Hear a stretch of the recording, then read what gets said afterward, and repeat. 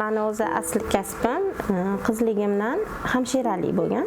Hamshiralikda ishlaganman. Turmushga chiqqanimdan keyin uyda o'tirganman. Shu uyda o'tirgan paytimda shu farzandlarimga qanaqadir yana qo'shimcha bilimli berish uchun, yana qo'shimchadir mashg'ulotlarga olib borish uchun albatta mablag' kerak bo'lgan. Turmush o'rtog'imga yordam bo'lishi uchun o'zim ham nimadir ish bilan band bo'lay degan maqsadda men monomarkazga o'qishga borganman. Meni yo'naltirishgan. U yerga borib men bolalar massajini o'rganganman.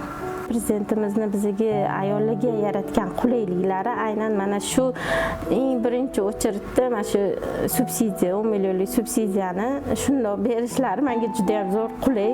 Shundan men noldan uyda o'tirgan ayol, qo'lida bir so'm puli yo'q ayol shu ishni boshlaganman-da. Mana shu narsa menga juda ham zo'r turtki bo'lgan. Oldingi ayol bilan hozirgi paytimni solishtirsam 100% o'zgargan. Oldin kelin, turmush o'rtoq, oddiy bir ona rolida bo'lganman-da. Hozir уже menga boshqacha qarashadi. Katta natija deb o'ylayman o'zim uchun. Prezidentimiz ayollarga bo'layotgan nimalaridan mana foydalangan holatda mana shu darajagacha yetyapmiz-da. Bu juda ham katta yutuq-da men uchun. Uyda o'tirgan, 4 farzandni tarbiya qilib uyda o'tirgan ona uchun bu katta muvaffaqiyat. Bu imkoniyatlarni shunaqa darajaga yetkazib berganlar uchun, shu imkoniyatdan foydalana olganim uchun, shu darajalarga erishganim uchun juda ham minnatdorman. Oliy ma'lumotli bo'lish orzusida bo'lganman, lekin imkoniyat bo'lmagan. Hozir farzandlarimni o'qitolmayman-da. Bu menga juda ham katta imkoniyat.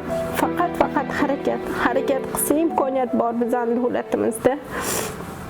Ayniqsa bizga qilinayotgan e'tibor, qilinayotgan hamma harakatlar faqat o'sha intilish oqibatida kelib chiqdi-da bu narsalar. Intilib harakat qilsak, buni hammasiga erishar ekanmiz-da. Bunga 100% o'zim ishonganman.